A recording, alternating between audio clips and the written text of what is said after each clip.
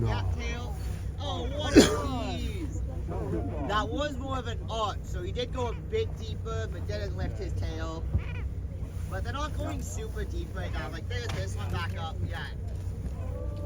That was the same one we already saw, and he did less than a minute down. So they are fluking, but they're not really diving deep.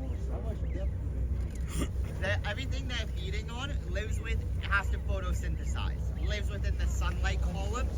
Depends on the clarity of your water, but within this area, our sunlight typically penetrates 32 meters.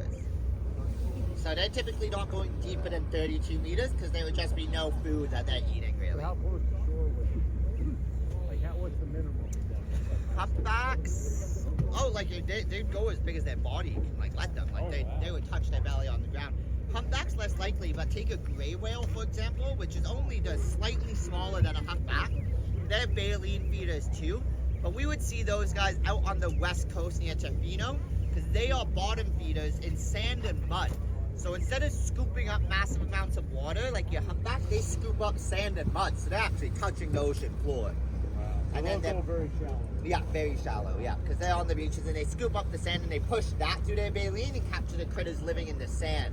Where our humpbacks just push the water through their baleen and then capture the critters living in the water.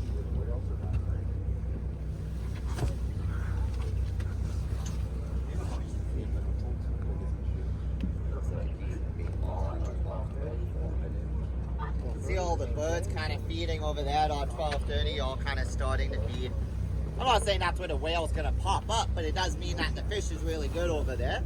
And sometimes when you do see all the fish, all the birds swarming like that, it is an area to look for whales. I'm sure the two are going to pop up closer to us than they were.